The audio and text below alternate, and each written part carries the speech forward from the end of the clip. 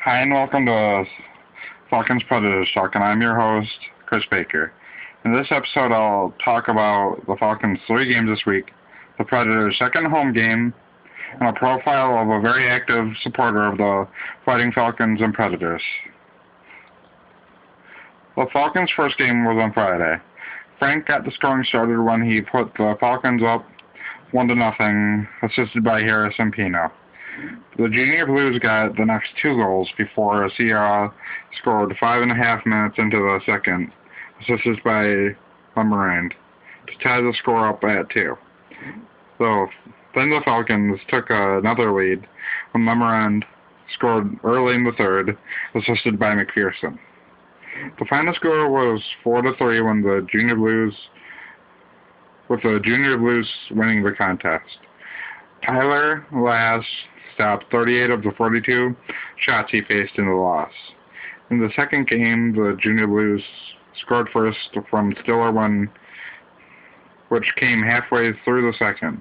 And shortly after, the Falcons tied up the game off a goal by Sand, assisted by Kovalev and Ian Miller. The Junior Blues then scored 2 more goals off Cook and Newman before the Falcons scored their second goal of the game, scored by Pino and assisted by DeRosa and Hill. The score then stayed 3-2 up until the point where Megaritos was pulled from net, and shortly after, the Junior Blues got the final goal of the game in the empty net to finish the game in a 4-2 loss for the Falcons. Megaritos stopped 31 of the 34 shots he faced. Pino got the 3rd star of the game. The Falcons' 3rd and final game of the weekend came on Sunday. They got the scoring halfway through the first one. Gamage scored unassisted to take a 1-0 lead, but that was it until the third when Springfield went on a 5-goal scoring streak. The first goal came just minutes after the Falcons' first goal, and the Junior Blues had the game in the bag since that point. Tyler Lass took the first 4 goals on 31 shots, saving 27 of those shots, and played the first 35 minutes and 25 seconds before being replaced by Megaritos. And he played the last 24 minutes and 35 seconds of the game, and giving up 3 goals on 20 shots, saving 17 of those shots. When the Junior Blues were up 5-1, the Falcons got their second and final goal of the game when Sand scored and was assisted by a Port Huron native and his first ever Junior A point, Fernandez. The game ended in a 7-2 loss to the Falcons, with Megaritos getting the loss. The Falcons' record is now 6-44-5. The Predators' 3rd game of the season was this past Saturday. The Dayton Silverbacks opened the scoring early with a big touchdown when they took a 7-0 lead. Shortly after, the Predators scored off a passing play, but newcomer kicker Chris Taddy missed the extra point. So the score was 7-6 Silverbacks.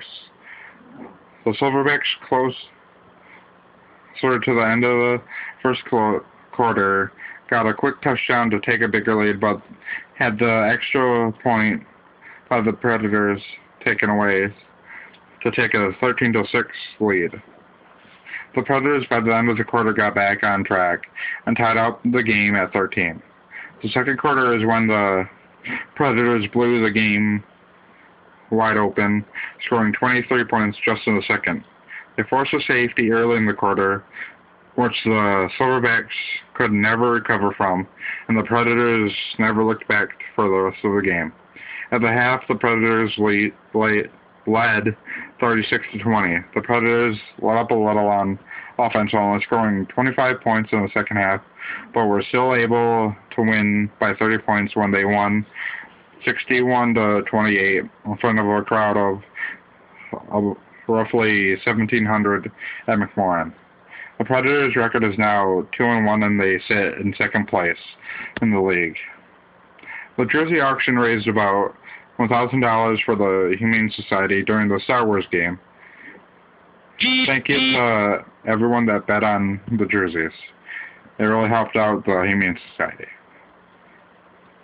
The Women's Life Organization is a nationwide organization that was founded and is headquartered in Port Huron, Michigan. The Port Huron chapter has been really into the sports of McMorran this year. While most members have housed Falcons players, went to many home games and a lot of away games. They also are the lone sponsor that ran Star Wars Night at the last Falcons home game. They have also helped out the Predators to get up and get started for their inaugural season, also with helping Rachel, the owner, pay for Rush jerseys and Rush turf delivery. You will see them at all major events in Port Huron, so stop by wherever they are to at least say hi.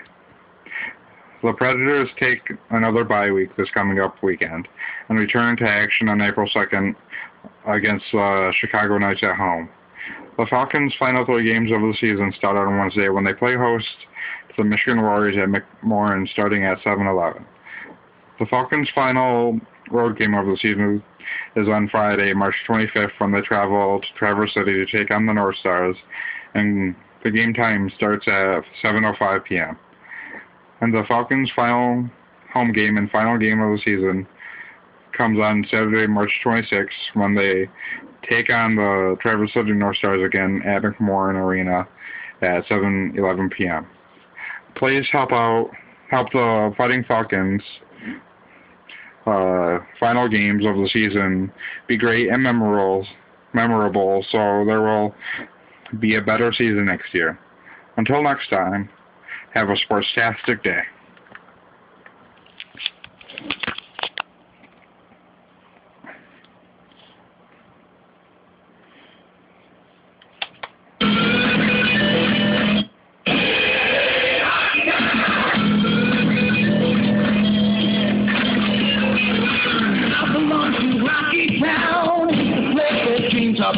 We fought so many battlefields, and we don't want to never fear. The just like in our town, we don't stop no letting down. The rest of our, we're all the same. We stop out like pocket trains. I don't know, just look around. Let's hear the sound.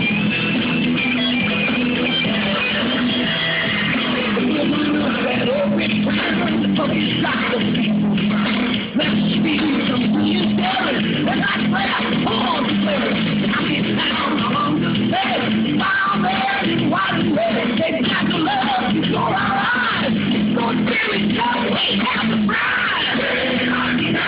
I don't want to look around.